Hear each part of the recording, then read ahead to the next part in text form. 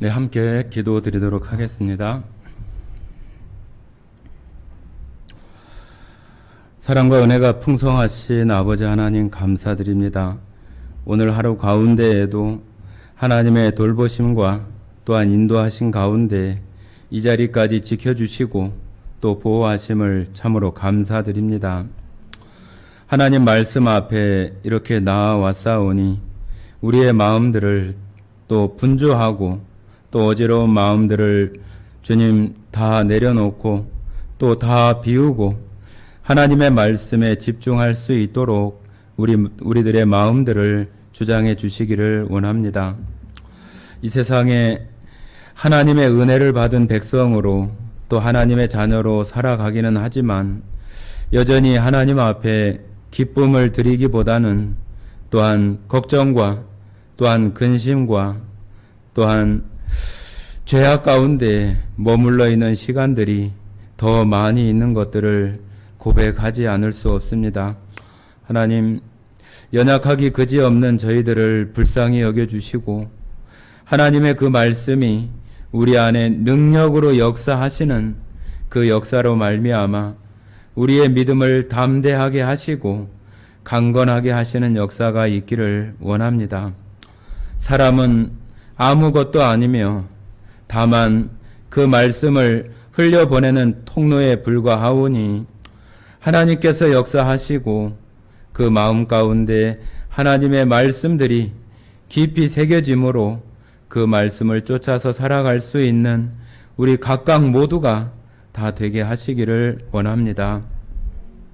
주님, 여전히 정말로 날씨도 덥고 또 장마 기간 가운데 우리의 마음들을 짜증스럽게 하고 또한 감정이 상하는 그러한 일들도 참으로 많이 있습니다.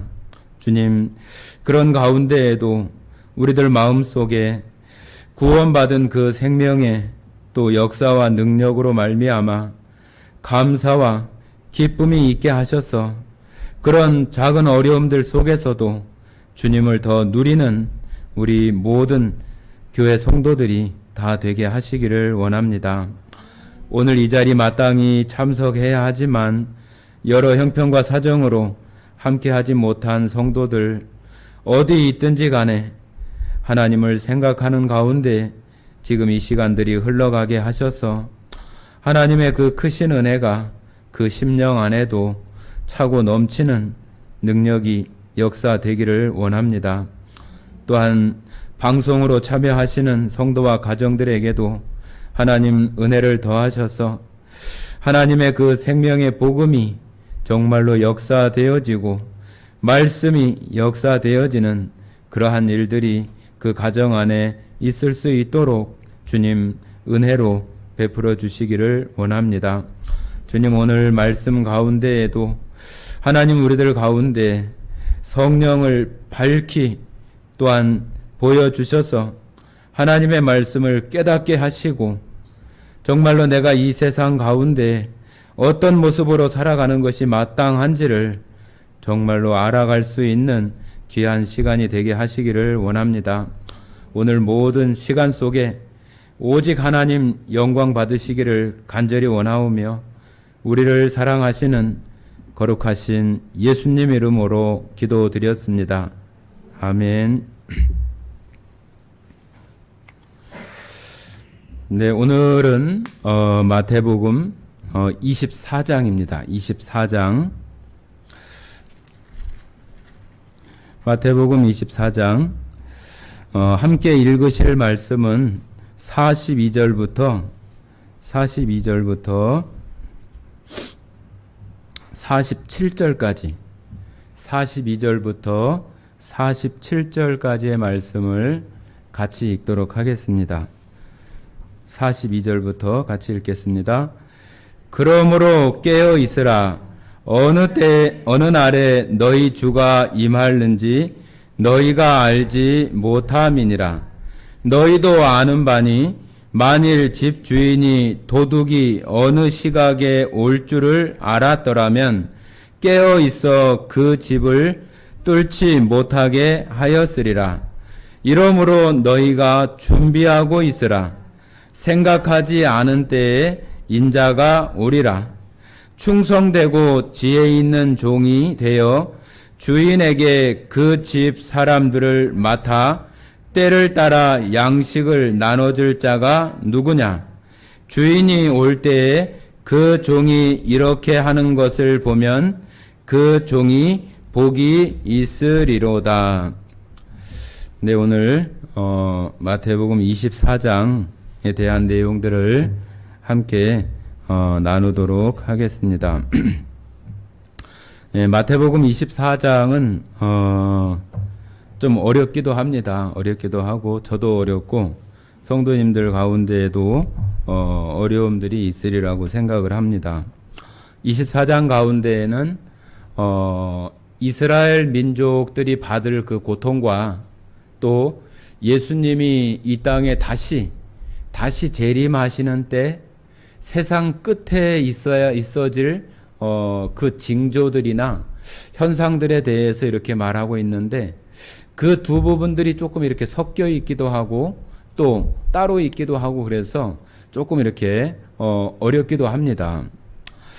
여기 이제 예수님이 다시 오시는 그 재림 때나 세상 끝에 대한 우리가 흔히 얘기하는 그 종말 마지막 때의 어떤 그런 말씀들이 있게 되어져서 우리들도 이 종말이나 또 말세에 대한 어떤 이런 말씀들을 들으면은 대다수 사람들이 아주 가장 궁금해하는 것은 그때가 언제인가, 그때가 언제일까, 그 시점이 언제일까 하는 것에 대해서 관심을 이렇게 많이 가져요.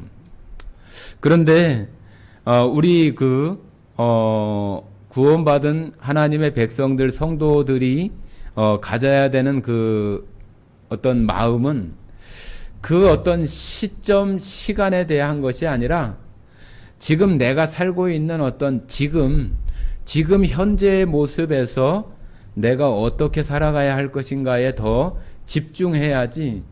그러지 않으면은 이것이 예전에 1992년인가요?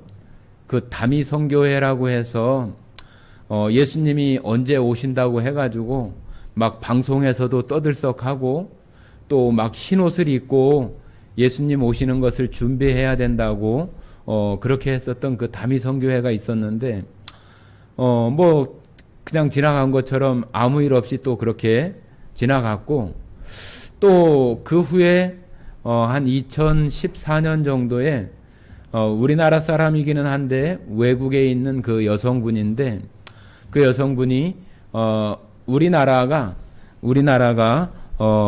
정말로 그 마지막 때의 어떤 그 모습들이 다 되어져서 있게 될 것이라고 하는 그런 말들을 이렇게 해서 좀 떠들썩하기도 하고 예수님이 언제 12월 그때 당시에 2014년 12월 14일 날 이렇게 온다고 해서 그 정말 굉장히 떠들썩하기도 하고 사람들이 그 이야기를 듣고 우리나라를 떠나서 다른 나라로 이렇게 도피성으로 이렇게 도망가기도 하고 그런 일들도 있었어요.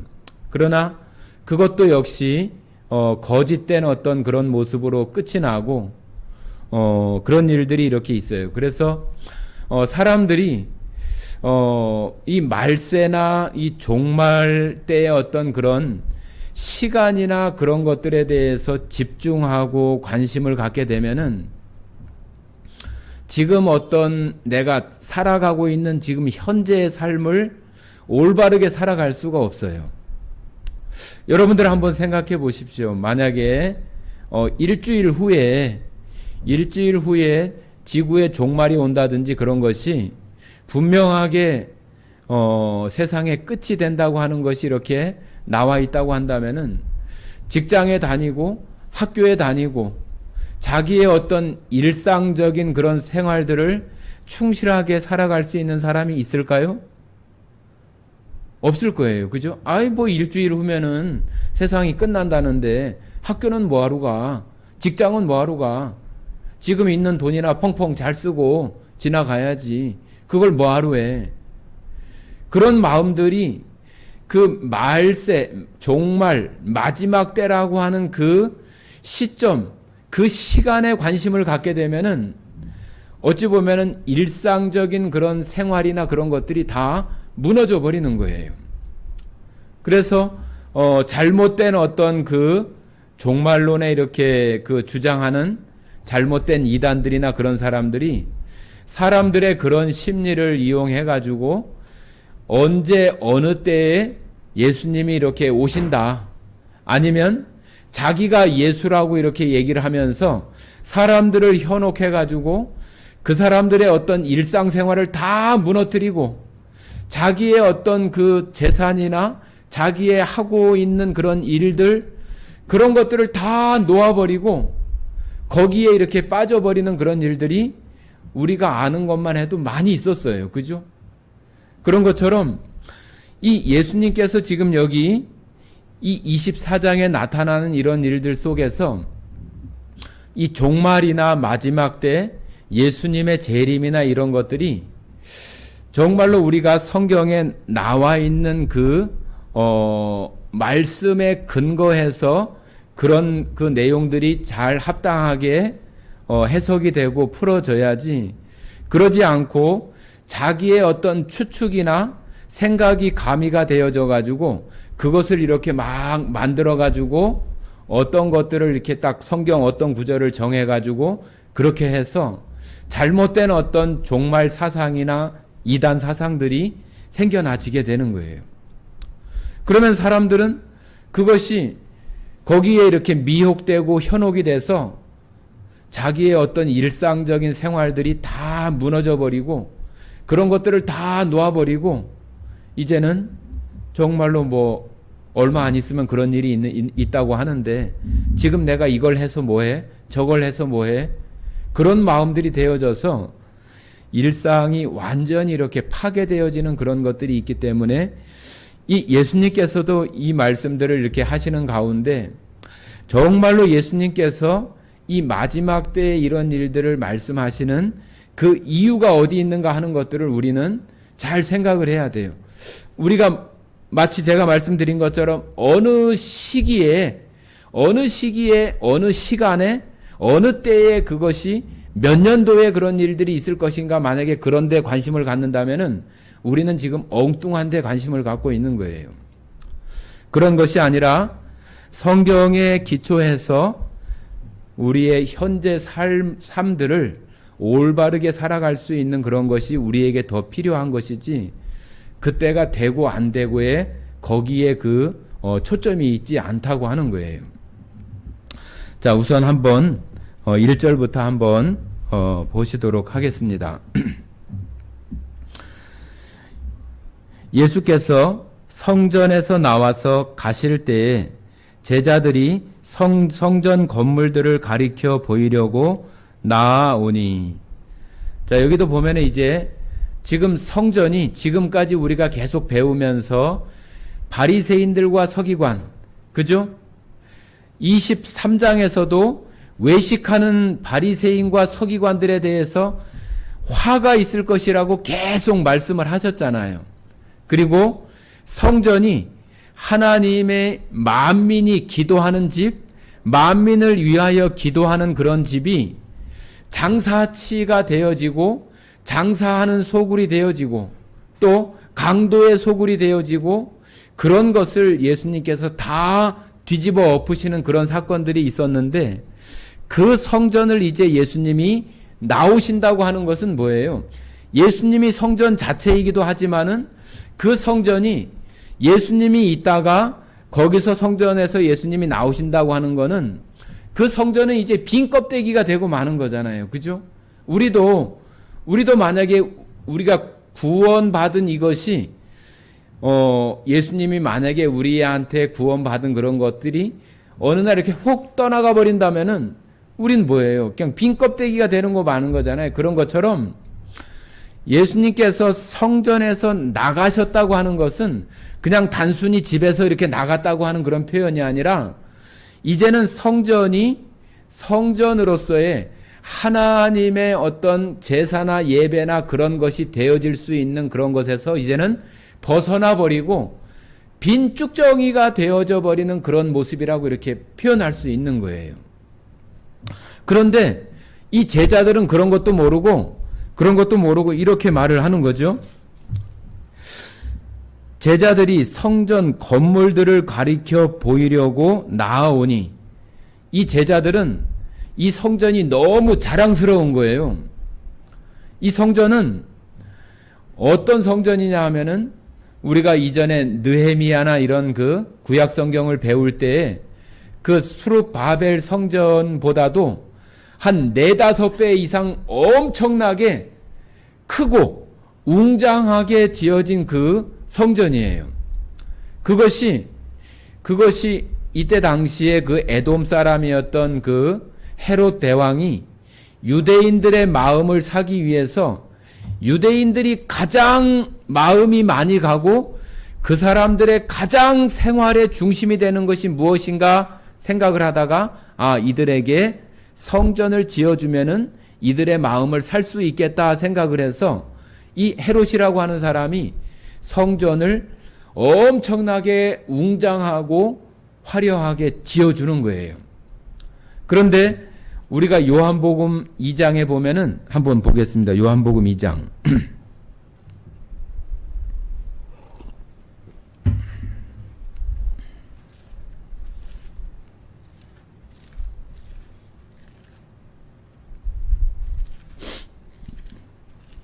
요한복음 2장 19절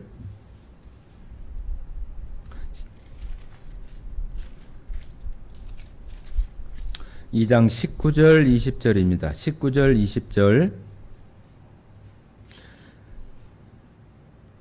19절 20절 같이 읽겠습니다. 예수께서 대답하여 이르시되 너희가 이 성전을 헐라 내가 사흘 동안에 일으키리니 유대인들이 이르되 이 성전은 46년 동안에 지어졌거늘 네가 3일 동안에 일으키겠느냐 하더라.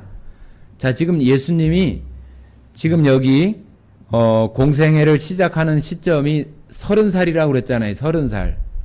그러니까 46년 동안 지어졌으니까 그냥 산수적으로 생각을 해도 예수님 오시기 전에 16년 전부터 지어지기 시작을 해서 지금 예수님이 지금 말씀하시고 있는 이때에도 완성되지 않은 거예요. 완성되지 않은 거. 46년 동안 지어졌는데도 완성이 안 됐으니 이 건물이 얼마나 크면은 46년 동안 지을 것이며 이것이 다 완성되기는 거의 65년 가까이 되어져야 이 성전이 완성이 되어져요. 그러니까 거의 한 80년 동안 이 성전이 지어지는 거예요. 80년 동안. 80년이면 엄청난 기간이잖아요. 그런데 한 46년 정도 이렇게 완성되지 않은 거지만은 제자들이 볼 때는 너무 웅장하고 너무 거대하고 그러니까 예수님에게 그 성전을 마치 자랑하듯이 아이고 예수님 이 성전 좀 한번 보세요. 엄청나지 않습니까? 그런 마음으로 예수님께 보이려고 나왔다고 하는 거예요. 자, 다시 마태복음 가겠습니다. 마태복음 24장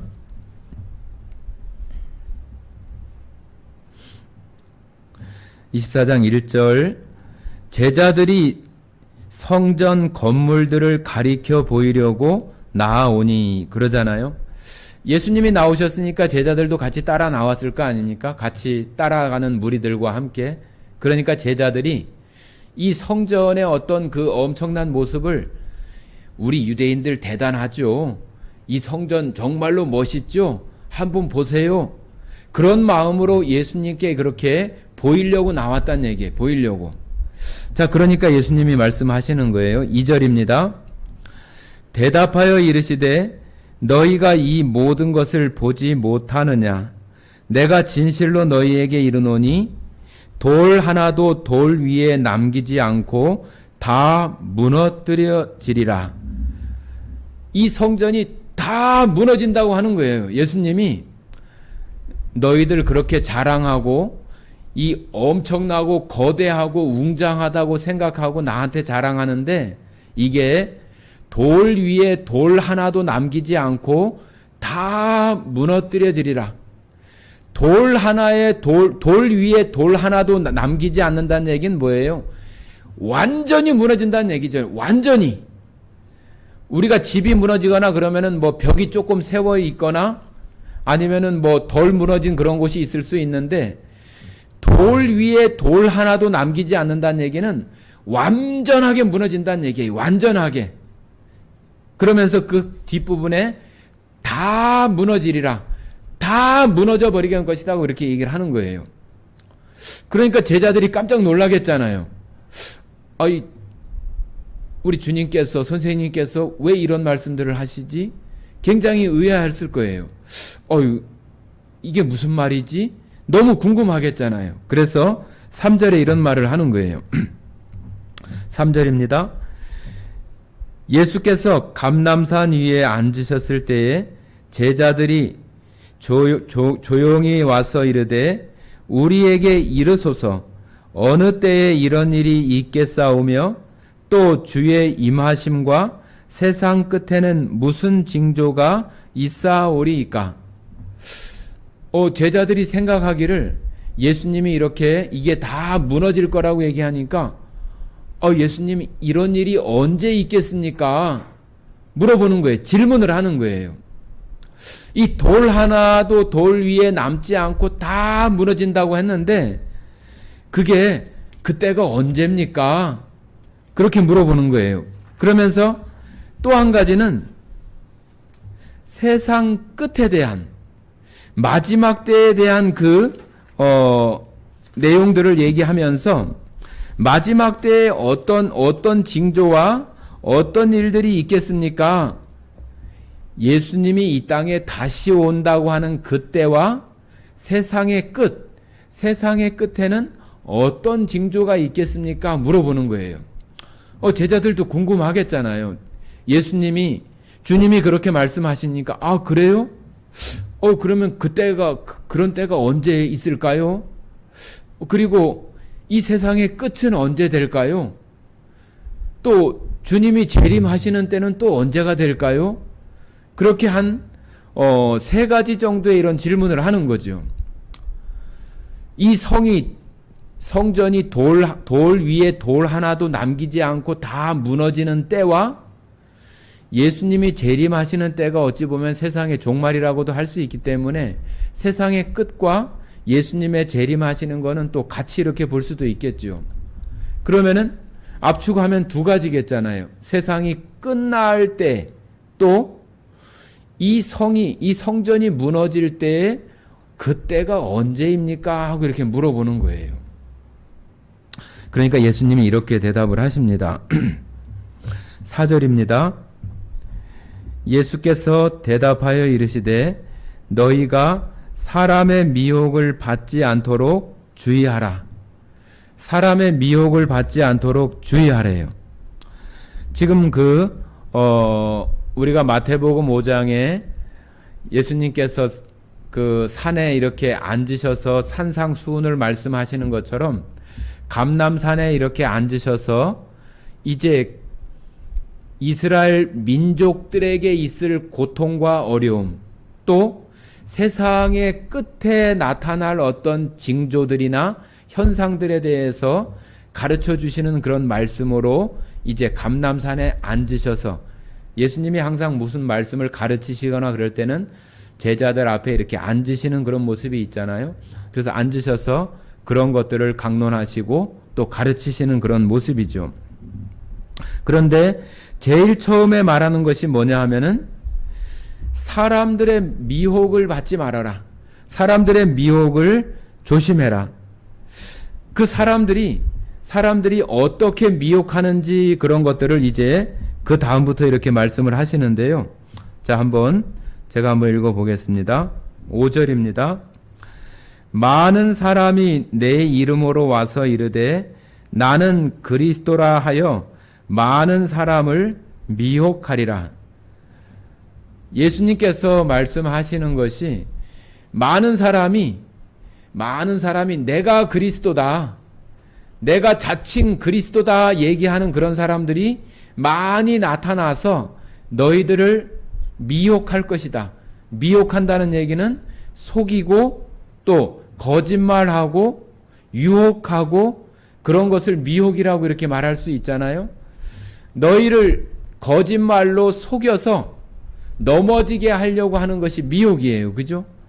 그런데 그리스도라, 자칭, 성경에서 말하는 그리스도는 예수님 한 분이신데 스스로가 자칭, 스스로 그리스도라고 하는 사람들이 많이 일어나서 사람들을 미혹해 하는 일들이 있을 것이다. 그러는 거예요.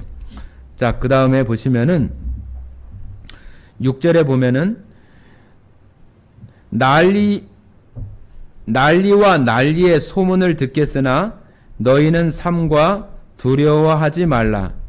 이런 일이 있어야 하되 아직 끝은 아니니라. 민족이 민족을, 나라가 나라를 대적하여 일어나겠고 곳곳에 기근과 지진이 있으리니 이 모든 것은 재난의 시작이니라. 9절입니다.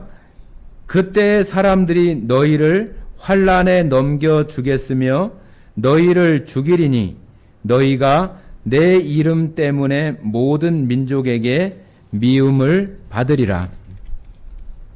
자, 여기 나오는 그런 현상들이 그리스도라고 하는 사람이 나타나서 사람을 미혹해 하는 일과 난리와 난리의 소문을 듣겠으나 너희는 삼가 두려워하지 말아라. 난리도 나고 또 나라가 나라끼리 싸우기도 하고 그런 일들이 있겠지만은 두려워하지 말아라. 여기 두려워하지 말라는 얘기는 막 벌벌 떨고 그렇게 하지 말라는 그 의미보다는 거기에 동요되지 말라고 하는 의미죠. 동요되지 말아라. 그런 것에 그런 일이 있다고 해서 막 요란스럽게 막 이리 뛰고 저리 뛰고 그렇게 부산을 떨지 말라고 하는 거예요. 그러면서 또 처처에 기근과 지진이 있겠다. 그런 이야기를 이렇게 하면서 또 사람들이 너희는 뭐예요? 믿는 사람들이잖아요. 믿는 사람들을 환난에 넘겨주며 너희를 죽이리니 너희가 내 이름 때문에 모든 민족에게 미움을 받으리라. 모든 민족들에게 예수님을 믿는, 예수님의 이름을 부르는 것 때문에 모든 민족에게 미움을 받고 또 환난에 넘겨주고 또 죽게 하는 일도 있고 엄청난 이런 일들이 일어나게 될 것이라고 하는 거예요. 자, 우리들은 이런 일들이 있을 때 정말로 우리의 마음을 그 평정심을 가지고 이런 것들을 잘 지켜낼 수 있을까? 요란 떨지 않고 그런 것에 동요되지 않고 우리가 예수님 한 분만을 바라보면서 그 말씀을 붙잡고 내일 당장 어떤 일이 있다 할지라도 내가 그 말씀을 붙들고 나갈 수 있는 정말로 그 세상의 어떤 것에 휩쓸리지 않고 나갈 수 있는 그런 모습들이 우리는 가지고 있는가? 그런 생각들이 좀 되어지기도 합니다. 말씀드린 것처럼 삼가 두려워하지 말라. 거기에 너무 이렇게 휩쓸리거나 또 요란 떨거나 그렇게 하지 말라고 이렇게 우리들에게 말씀하시고 있으면서 정말로 환난에 넘겨주고 또 죽게 하는 일도 있고 또 세상으로부터 미움을 받는 그런 일들이 있는데 우리가 어떻게 그런 데 동요되지 않고 우리가 있을 수 있지? 이런 것들이 우리가 살아가는 그 속에서 이 종말에 대한 우리 안에 그 가지고 있는 그 확실한 그러한 믿음이나 그 신앙이 되어 있지 않으면은 이런 것이 있을 때 막 휩쓸려 가는 거예요. 우리도 이제 앞으로 이런 일들이 많이 일어날 수 있어요. 가끔 제가 말씀드리는 것처럼 뭐 차별금지법이나 동성애에 관한 그러한 일들이 이렇게 있게 되면은 교회 안에서 목사가 그런 것에 대해서 이야기를 하면은 붙잡혀 갈 수도 있어요. 이런 일들이 있게 됐을 때 우리가 위축되지 않고 그런 것에 동요되지 않고 우리의 신앙을 지키면서 나갈 수 있는 그러한 것이 우리들 마음에 정말로 있느냐고 하는 거죠. 조금만 무슨 일이 일어나도 벌벌벌벌 떨고 또 조금만 어떤 것이 있어도 근심 걱정이 많은 것이 우리들인데 아이고 막 사람들을 환난에 넘겨주고 죽게 하기도 하고 우리들을 모든 민족들이 다 미워하는 그런 상태가 되어지는데 어떻게 거기에서 중심을 잡고 이렇게 살아갈 수 있는 모습들이 될 수 있을까? 여러분들 지금 우리는 어느 시대에 살고 있어요? 여러분들이 살고 있는 지금 시점이 어느 시점인지를 알아야 돼요. 우리가 살고 있는 시점이 지금 말세의 지금 거의 끝부분에 지금 와 있는 거예요. 예수님이 이 땅에 오셨을 때가 말세의 시작이에요. 왜 그러냐 하면은 예수님이 이 땅에 오실 때 정말로 여러 번 자기를 드리려고 하지 않기 위해서 세상 끝부분에 나타나셨다고 예수님을 소개하고 있잖아요. 그렇기 때문에 예수님이 이 땅에 오시는 때가 마지막 때의 시작이에요. 그러니까 마지막 때가 지금 벌써 2000년이나 지난 거예요. 2000년. 그런데 끝나는 시점인 그 시점은 아직 이르지 않은 거죠. 그죠? 그러니까 예수님 때부터 2000년이나 흘렀으니까 지금 정말로 딱 끝 맞춰지는 그 시점까지 많이 가까이 온 거잖아요. 우리가 지금 내가 살고 있는 시점이 내가 지금 현재 머무르고 있는 그 상태가 이 말세의 때가 한참 지나서 내 아들 때나 손자 때나 그 말세가 있는 게 아니라 지금 우리가 그 말세의 시간을 지금 살아가고 있다고 하는 거예요. 말세의 그 시간을. 그것도 한참 지나서 정말로 그 끝지점이 얼마 남지 않은 그 상태의 지금 시간을 내가 지금 살고 있다고 하는 거예요. 우리가 그런 것을 코로나를 지나면서도 조금 느꼈어요. 또 신천지나 그런 일들을 통해서 교회를 미워하는 일들이 있고 또 교회 예배 드리고 모임에 참석하는 그런 것들이 직장이나 학교를 다니는 또 따로 이렇게 단체 생활이나 조직 생활을 하는 사람들이 월요일이나 그렇게 출근을 하고 학교에 갔을 때 너 교회 갔다 왔어? 안 갔다 왔어? 그렇게 묻게 되는 그 이유가 뭐겠어요? 교회가 코로나를 확산시키는 어떤 온상인 것처럼 거기서 다 이렇게 퍼져나간 것처럼 처음에 얼마나 그랬어요. 그죠? 세상 사람들이 지금도 그런 것들이 여전히 남아 있어서 교회에 대한 인식이 좋지 않아요. 드러내놓고 미워하거나 공격하거나 그런 사람은 뭐 거의 없지만은 그 마음속에 다 그런 것들이 가지고 있어서 너희들 때문에 우리가 피해를 보고 너희들 때문에 그 가족들 가운데 그런 것들 때문에 죽게 된 가족들이 있다고 생각을 해보세요. 그 사람들이 얼마나 이 기독교인들을 미워하고 교회를 미워하고 그런 일들이 얼마나 있겠어요.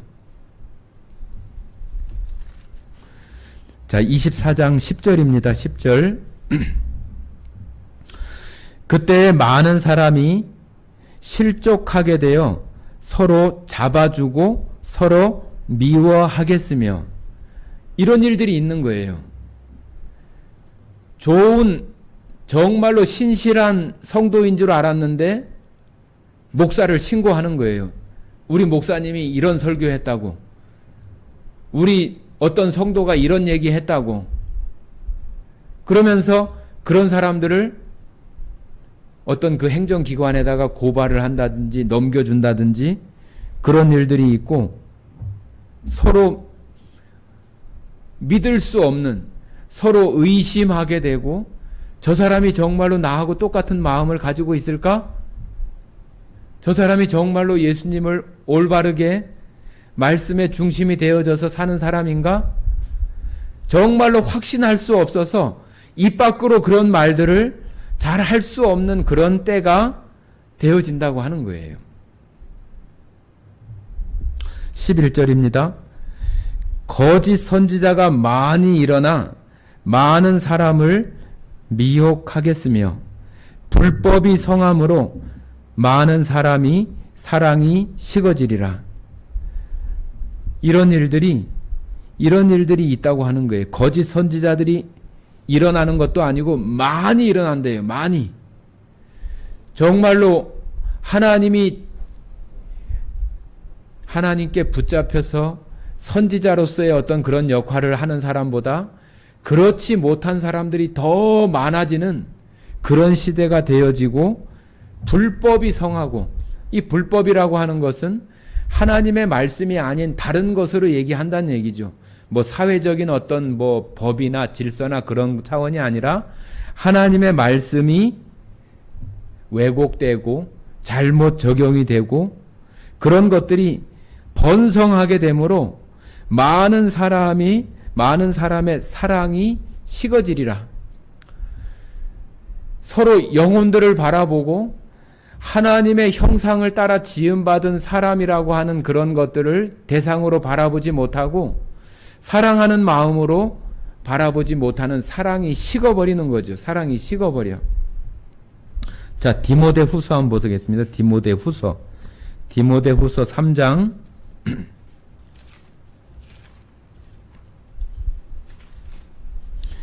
디모데후서 3장 1절부터 보시면은 말세에 나타나는 그런 이야기들을 하시고 있습니다. 자, 한번 3장 1절 2절만 읽겠습니다. 1절 2절만 디모데후서 3장 1절 2절 같이 읽겠습니다. 너는 이것을 알라. 말세에 고통하는 때가 이르리니 사람들이 자기를 사랑하며 돈을 사랑하며 자랑하며 교만하며 비방하며 부모를 거역하며 감사하지 아니하며 거룩하지 아니하며. 자, 여기 보면은 자기를 사랑하고 다른 사람들에 대해서 정말로 사랑으로 이렇게 대할 수 없는, 사랑이 다 식어져 버리는 그런 때가 바로 이 말세에 나타나는 현상인 거예요. 사랑이 식어지리라. 구원받은 사람이라고 할지라도 그 속에서, 이 세상의 요란함 속에서 그 사랑이 나타나지 못하고 다 식어져 가지고 그 사랑을 찾을 수 없는 그런 시대가 이 말세 때에 일어난다고 하는 거죠. 자, 다시 마태복음 24장입니다.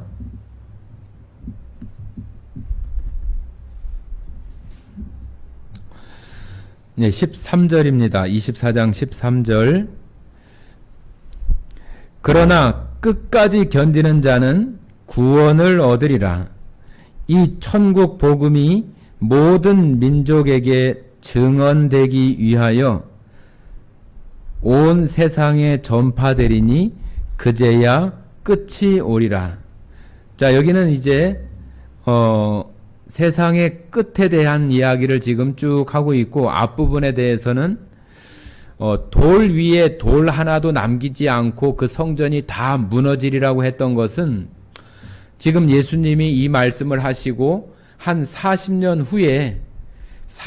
후에 이스라엘이 로마에 의해서 그 성전이 완전히 함락되고 이스라엘이라는 나라가 아예 없어져 버려요. 로마의 티투스라고도 하는 그 장군이 와가지고 그 헤롯 성전을 완전히 다 무너뜨리는 거예요. 왜 그러냐 하면은 이 유대인들은 이 성전 그 돌과 돌 사이에다가 그 보물이나 금이나 그런 것들을 숨겨놓고, 또 성전 그 안에 일부는 또 금으로 이렇게 발라놓은 그런 것이 있어서 그걸 긁어가려고 하니까 어떻게 해요? 돌 하나도 남기지 않고 다 무너뜨려야 가져갈 수 있는 거잖아요. 그런 소문 때문에 그들이 그러한 것들을 다 가져가기 위해서 돌 하나도 돌 위에 남기지 않고 다 가져가는 일들이 예수님이 이 말씀을 하신 이후에 한 40년 뒤에 이스라엘이 로마에 의해서 완전히 멸망하는 거예요. 이 지구상에서, 지도상에서 이스라엘이라고 하는 나라가 완전히 사라지는 거예요. 로마 제국이라고 하는 나라에 흡수되어져 가지고 없어져 버리는 거예요. 그러니까 예수님이 말씀하신 것처럼 돌 하나도 돌 위에 남기지 않고 다 무너뜨리라고 하는 것은 한 40년 후에 그와 같은 일이 실제로 일어난 거죠. 자, 15절입니다. 그리고 그 13절, 14절은 14절에 말씀하시는 것처럼 온 세상에 이 복음이 전파되어야 그제야 끝이 오리라고 한 것은 이 이스라엘 민족에 대한 어떤 멸망이나 어려움들이나 고통이나 환란이 아니라 이 세상 끝에 대한 이야기잖아요. 그죠? 우리가 사도행전에 보면은 유대와 예루살렘과 유대와 사마리아와 땅 끝까지 이르러 복음이 전파된다고 이런 하시는 말씀이 있잖아요. 전 세계 정말로 땅 끝 모든 사람들에게 전파되어지고 하나님이 찾으시는 그 복음으로 찾으시는 그러한 사람들이 다 찾아지면은 다 증거되면 이제 끝이 나는 거죠. 끝이 나는 거예요. 그때가 바로 세상이 끝나는, 또 예수님이 다시 이 땅에 재림하시는 그때가 되는 거라고 우리가 성경 가운데에서 우리가 여러 군데 말씀들을 찾아서 알 수가 있어요. 자, 말씀드린 것처럼 이스라엘이 멸망 또 환란을 당하는 것과 세상의 끝, 예수님이 재림하시는 때에 그런 것들이 이렇게 같이 섞여 있어서 잘 구분하셔서 보는 것이 필요합니다. 15절입니다. 그러므로 너희가 선지자 다니엘이 말한 바 멸망에 가증한 것이 거룩한 곳에 서는 것을 보거든 읽는 자는 깨달을진저 그때 유대에 있는 자들은 산으로 도망할지어다. 지붕 위에 있는 자는 집 안에 있는 물건을 가지러 내려가지 말며 밭에 있는 자는 겉옷을 가지러 뒤로 돌아가지 말지어다. 그날에는 아이벤 자들과 젖먹이는 자들에게 화가 있으리로다. 너희가 도망하는 날이 겨울에나 안식일이 되지 않도록 기도하라. 이는 그때에 큰 환란이 있겠음이라. 창세로부터 지금까지 이런 환란이 없었고 후에도 없으리라. 그 날들을 감하지 아니하면 모든 육체가 구원을 얻지 못할 것이니 그러나 택하신 자들을 위하여 그 날들을 감하시리라. 지금 여기 15절부터 22절까지는 지금 이스라엘 민족이 멸망받게 되고 성전이 무너뜨려지게 되는 것에 대한 그 때에 일어날 일들에 대해서 말하는 거예요. 그래서 여기 다니엘이 말한 다니엘서에 보면은 다니엘이 말한 거룩한 곳에 가증한 물건이 서는 것을 보거든, 그 말씀들을 우리가 다니엘서에서 찾아볼 수 있는데, 그런 것들이 있게 되면은 유대에 있는 자들은 산으로 도망하라는 얘기예요. 도망하라고. 유대라고 하면은 그 이스라엘 민족이 사는 그 지역, 또 성전이 있는 그 지역 근처를 다 유대 땅이라고 이렇게 표현을 합니다. 옛날에 북이스라엘과 남유다 이렇게 있었잖아요. 그죠? 그 유다가 그 예루살렘과 또 그 성전을 중심으로 이렇게 되어 있기 때문에 유다에 거하는 사람들은 저 산으로 도망하라고 하는 거예요. 이런 일들이 있게 되면은 도망하라고 하는 거예요. 성전에 그런 일들이 있게 되면 도망하라고 하는 거죠.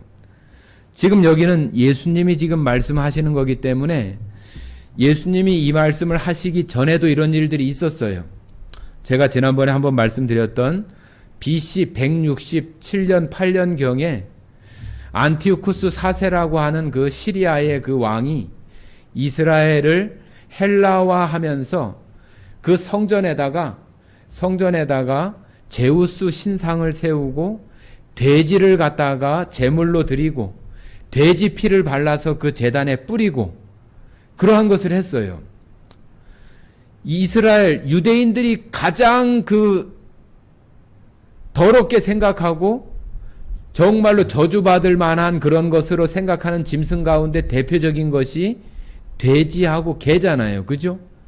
그런데 하나님의 성전에다가 하나님의 어떤 그런 뭐 신상도 세우면 안 되겠지만은 그런 것도 아니고 이방인들, 헬라인들이 그 신이라고 얘기하는 그 제우스 신을 갖다가 거기 성전에다가 세우고 이스라엘이 가장 싫어하는 돼지를 갖다가 제물로 드리고 그 피를 갖다가 제단에 바르고 그런 일들이 예수님이 이 말씀을 하시기 전에 168년, 7년 그 전에도 그런 일들이 있었어요. 그런데 방금 말씀드렸던 그 AD 70년 예수님이 지금 말씀하시고 40년 후에 그 이스라엘 그 예루살렘 성전이 돌 위에 돌 하나도 남기지 않고 다 무너뜨리는 멸망이 되어질 때에 이 로마의 군인들이 쳐들어와 가지고 이 성전에다가 로마의 그 군기가 그 독수리 문양이 이렇게 새겨져 있어요. 그런데 로마의 황제의 이 그 옷에 보면은 이 옷에 독수리 문양이 이렇게 새겨져 있어서 그 금이나 은이나 그런 보석으로다가 그 독수리 문양을 이렇게 황제가 새기고 있어요. 그래서 로마의 그 군사들이 전쟁을 나갈 때 그 깃발에다가 독수리 문양을 이렇게 새기는 것은 그 깃발을 마치 그 황제가 앞서서 전장에 나가는 것처럼 그 깃발에다가 경의를 표하고 황제를 대하듯이 그렇게 로마 군사들이 그렇게 하는 거예요. 그때 처음에 이 성전에 들어왔을 때 성전이 무너지기 전에 로마 군대가 들어와 가지고 로마 군대가 타이투스라고 하는 그 장군이 오기 전에 다른 그 장군이 몇 년 전에 다시 또 와요. 왔었던 일이 있을 때 그들이 성전 동편에다가 그 깃발을 세워요. 깃발을 세우는 그런 일들이 그때에도 일어나는 거예요. 그러니까 황제는 뭐예요? 로마의 황제라고 하면은 신의 아들, 신의 대리자 그렇게 얘기할 만큼 그 황제를 그렇게 표현을 하는데 그런 것이 성전에 이렇게 세워지는 거나 똑같은 의미로 되어지는 거죠. 그러니까 그 전에 타이투스가 와서 그 성전을 완전히 멸망시키기 전에 성전에 그런 그 깃발을 세우고 거기서 제사 드리고 그런 일들이 그 몇 년 전에 그런 일들이 있었어요. 그래서 그 요세푸스라고 하는 그 역사가의 그 기록에 보면은 그때 당시에 예수님이 지금 이때 하신 말씀을 듣고 많은 그 그리스도인들이 그 유대 땅에서 저 광야로 도망해서 갔었던 사람들이 있었다고 그렇게 기록하고 있는 그 기록도 있어요. 그러니까 이때 당시에 이런 일들이 있었던 거예요. 그러면서 여기 이제 말하고 있는 것처럼 이런 일들이 있으면은 지붕 위에 있는 자는 집 안에 있는 물건을 가지러 내려가지 말고 밭에 있는 자는 겉옷을 가지러 뒤로 돌아가지 말고 또 그날에 아이벤 자들과 젖먹이는 자들에게 화가 있을 것이다. 너희가 도망하는 일이 겨울에나 안식일에 되지 않도록 기도하라. 자, 이것은 아주 지금 긴박하고, 그죠? 지금 무엇인가 지금 빨리 무엇인가를 해야 되는 그런 표현이에요. 그죠? 지붕 위에 있는 자가 물건을 가지러, 아이고, 지금 무슨 일이 있는데, 아이고, 가서 물건 갖고 와야 되겠네? 또, 밭에서 일하다가 말고, 아이고, 가서 겉옷 갖고 와야 되겠네? 하고, 그렇게 여유 있게 무엇인가를 할 수 있는 그런 것이 아니라 아주 긴박하고 빨리 무엇인가를 해야 되는 그런 상황이 되어진다고 하는 거잖아요. 이런 일들이 갑자기 아주 돌연성 있게 이런 일들이 일어난다고 하는 거죠. 그렇기 때문에 이런 일들을 보면은 빨리 우리가 그 창세기의 그 누구죠? 롯의 아내가 뒤를 돌아본 거로 소금 기둥이 되었다고 하는 것처럼 그 미련이 남아가지고 옛날에 있었던 그런 것들을 생각하는 그런 한가한 그런 마음이 아니라 그런 것들 내버려 두고 빨리 피하라고 하는 그런 그 정말로 그 긴박하고 그런 일들이 이렇게 일어나게 되는 것들을 말하고 있는 거죠. 그런데 여기 보면은 조금 이상한 표현이 뭐냐면은 아이벤 자들과 젖먹이는 자들에게는 화가 있을 것이다. 왜 아이를 가지고 임신한 그 여인과 또 갓난 아기를 키우는 그런 여자에게 무슨 화가 있다고 하는 의미가 조금 이상하잖아요. 왜 이런 사람들에게 고통이 있고 어려움들이 있는 것인가? 이 사람들에게 특별히 어떤 어려움들이 있나? 이것은 이 화가 있다고 하는 것이 우리가 앞부분에서 봤었던 서기관들과 바리새인들에게 막 화가 있을 것이다 하는 그런 그들에게 심판이나 어떤 저주가 내려지는 그런 화가 아니라 안타까운 표현이에요. 너희가 임신한 그런 몸으로 이런 그 갑작스럽고 빨리 도피해야 되고 피해야 되는 그런 상황에 임신한 여성 또 갓난 아이나 젖먹이가 있는 그런 여성이 빨리 피할 수 있는 그런 일들이 쉽지 않겠잖아요. 그런 것에 대해서 안타까워하는 표현이 이 화라고 하는 거예요. 너희들 정말로 안타깝구나. 그런 사람들이 이런 어려움들을 이겨내려고 하니 너무 고통스럽고 안타깝겠구나. 그런 표현이에요. 임신하고 갓난아기를 키우는 사람들의 너희들 그 화가 있을 거야. 그런 말이 아니라 그런 그 받게 될 그런 고통과 어려움들에 대한 정말로 예수님께서 그들을 정말로 안타까워 하시는 그런 표현이라고 하는 거예요. 그러면서 그런 일들이 안식일에나 겨울에 되지 않도록 기도하라고 하는 거예요. 자, 그런데 전쟁을 하는 사람들이 뭐 이런 거 저런 거 봐주고 하지 않잖아요. 이 나중에 로마 타이투스 장군이 여기 예루살렘을 침공할 때에 유월절을 얼마 남겨두지 않고 침공을 해요. 이 이스라엘 사람들은 아주 그 성전에 대한 어떤 그 하나님께 대한 어떤 제사나 예배에 대해서 너무 중요하게 생각을 하고 1년에 한 번씩은 저 멀리 있는 그 흩어져 있는 그 디아스포라 그 유대인들도 1년에 한 번씩 이 절기 때가 되어지면은 한 번씩은 누구나 다 20세 이상은 다 와서 성전에 와서 하나님 앞에 나와야 된다고 하는 그런 율법이 신명기에 있어요. 그러니까 이 유월절을 얼마 남겨두지 않고 사람들이 얼마나 많이 모였겠어요. 그러니까 이 사람들은 무슨 뭐 전쟁을 하거나 그런 사람들도 아니고 하나님의 성전에 와서 제사 지내려고 오는 그런 순례객들인데 이 로마의 그런 그 군사들이 침공을 해가지고 그때 당시에 그 요세푸스의 그 기록에 보면은 110만이 죽었대요. 110만. 엄청나지 않아요? 그 시대에 무슨 110만이요? 여러분들 가끔 우리가 그 아랍권이나 또 성지순례나 또 아랍 사람들 그 라마단 기간이나 그래서 사람들이 막 그때 모여서 할 때 보면은 압사하는 사람들도 있을 정도로 엄청나게 많은 사람들이 모여요.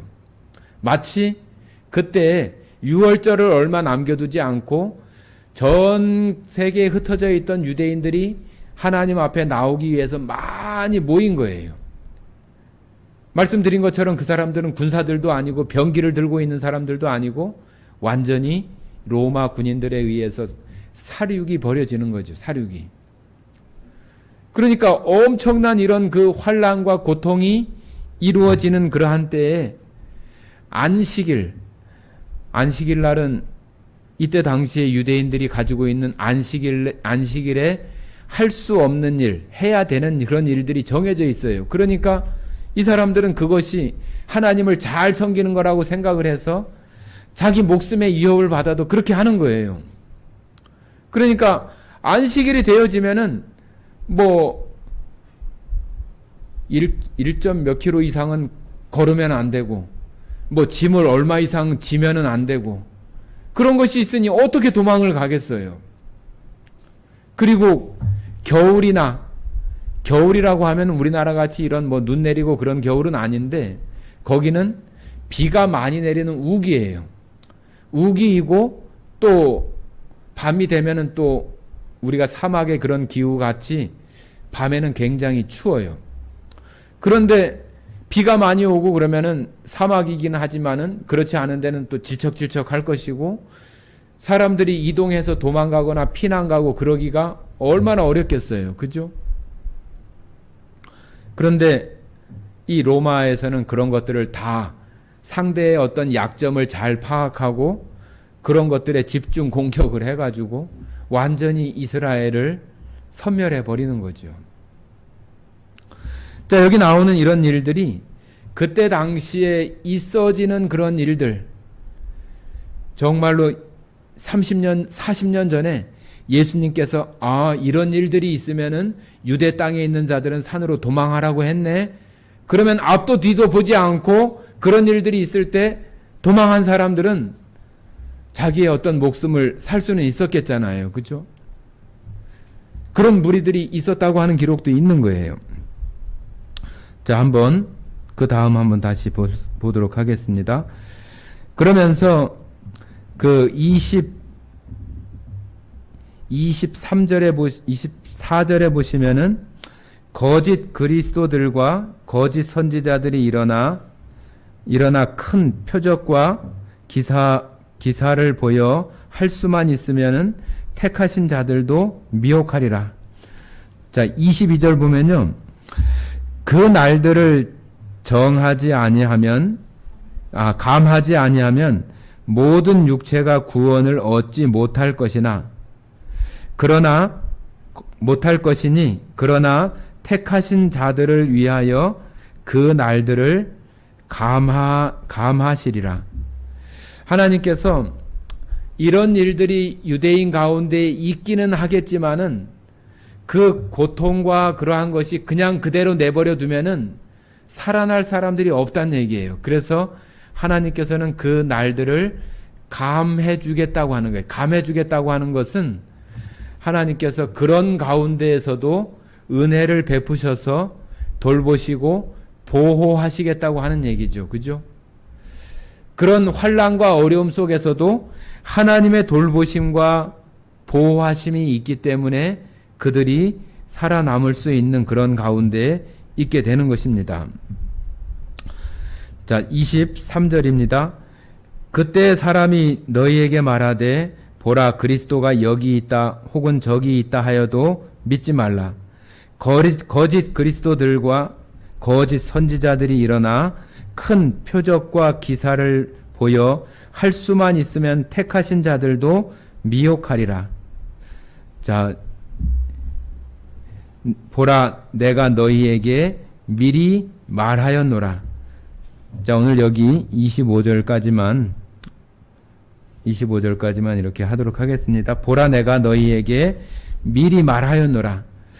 이런 일이 있을 것이라고 예수님께서 미리 그런 그 이스라엘 가운데 있을 어려움과 환난, 멸망, 성전의 무너짐, 그런 일들이 있을 때에 그 땅의 사람들이 받게 될 그럴 고통, 이런 일들이 있을 때 얼마나 많은 거짓 선지자들이 나올 것이고 또 로마의 어떤 그 사람들에 붙어가지고 자기 목숨을 유지하려고 하는 그런 사람들도 나타날 것이고 그러면서 얼마나 혼란스럽고 얼마나 불법이나 거짓 선지자들이 많이 일어나겠어요. 그러니까 그리스도가 여기 있다 저기 있다 해도 그 믿지 말고 어떤 표적이나 이적이 있다고 해서 그리 막 우르르 몰려가고 저리 우르르 몰려가고 그런 거 하지 말라고 하는 거죠. 이 시대도 마찬가지예요. 교회에서 어떤 뭐 이적이 있다든지 무슨 일이 있다고 그러면 사람들이 우르르 몰려가고 저리 몰려가고 그런 일들이 있어요. 정말로 우리가 이런 말씀들을 읽으면서 지금 나와지는 이런 그 이스라엘 성전에 대한 무너짐이나 또 난리와 또 국가 간의 어떤 전쟁 이런 일들이 여러분 생각해 보세요. 예수님이 이 말씀을 하시기 전에는 뭐 난리라든지 국가 간의 전쟁이라든지 민족들 간의 전쟁이나 기근이나 지진이나 그런 게 없었을까요? 있었어요. 있었고 우리가 지금 똑같이 여전히 그런 시대에 우리가 지금 살고 있는 거예요. 살고 있으면서 지금도 내가 그리스도다. 내가 하나님으로부터 직통 계시를 받아가지고 하나님이 나에게만 말씀하신다. 나에게만 특별하게 이렇게 말씀하신다. 그런 얘기하면서 사람들을 미혹해하는 사람들이 얼마나 많아요. 사람들은 또 그것도 모르고 거기 또 미혹돼가지고 넘어가죠. 기존에 듣던 어떤 말씀들하고 조금 다르고 또 조금 색다른 어떤 그런 것을 하니까 그런 것에 미혹되어져 가지고 넘어가기도 하고 그런 마음들이 얼마나 많아요. 그러니까 우리는 이 하나님 말씀에 집중하지 않고 하나님 말씀이 뭐라고 말을 하고 있는가 하는 것에 집중하지 않으면은 그냥 이 사람이 말하고 저 사람이 말하고 여기 무슨 이런 기적이 있대 저런 기적이 있대 하면 그래? 막 귀가 얇아져 가지고 막 그리 막 쫓아가고 사람이 이리 몰리고 저리 몰리고 그런 일들이 얼마나 많이 있겠어요. 그러니 우리들에게도 지금 이 시대를 살면서 우리 자신들이 말씀 앞에 정말로 확실하게 그 말씀 가운데 그 말씀을 바라보고 살아가지 않는다면은 우리는 지금 이 확실한 그 말씀이 어떨 때는 지루할 수도 있고 또 들었던 얘기 또 듣는 그러한 것이 될 수도 있지만은 그래도 그것이 하나님 말씀이 맞다고 하면은 거기에 우리의 모든 것을 걸고 거기를 나가야지 그러지 않고 어떤 분위기나 어떤 사람들의 어떤 혼란스럽고 요란한 어떤 그런 것에 휩쓸려 살아간다고 한다면은 우리는 미혹되어져서 넘어져 버리는 사람들이 되어지고 말 것입니다. 오늘 드린 그러한 말씀들 속에 한번 다시 이렇게 읽어보시면서 이스라엘의 그러한 성전의 멸망이나 또 세상의 끝에 대한 그런 부분들이 어떻게 나타나고 있는지 조금 생각하시면서 좀 읽어보시면 좀 더 도움이 되리라고 생각을 합니다. 다음 시간에 26절부터 다시 또 이어가도록 하겠습니다. 같이 기도하고 마치겠습니다. 사랑 많으신 아버지 하나님 감사드립니다. 지금 내가 살아가고 있는 지금 이 순간이 가장 중요하고 내가 지금 어디에 서 있고 어디를 바라보고 있는지가 너무 중요하다고 하는 것을 우리 성도들 마음속에 인식하게 하시고 거짓 선지자들과 자칭 그리스도라고 하는 자들의 미혹에 넘어가지 않게 하셔서 그 넘어가지 않는 것은 여전히 확실한 그 말씀에 있다고 하는 것을 그 마음속에 알게 하셔서 그 말씀에 붙잡혀서 살아가는 모든 성도들이 되게 하시기를 원합니다. 말세는 이후에 되어지는 것이 아니라 내가 지금 말세의 시간을 살아가고 있다고 하는 것을 분명히 알게 하셔서 지금 현실을 정말로 충실하게 내 생활이 무너지지 않고 하나님 앞에 올바르게 세워져 갈 수 있는 이 마지막 말세의 시간들을 살아가고 있는 모든 성도들이 되어져서 좌로나 우로나 흔들리지 않고 하나님 말씀을 바라보며 의지하며 이 마지막 세대를 말세의 시간을 살아가는 모든 성도들이 되기를 간절히 원하오며 우리를 사랑하시고 언제나 우리에게 은혜를 베푸시는 고마우신 예수님 이름으로 기도드렸습니다. 아멘.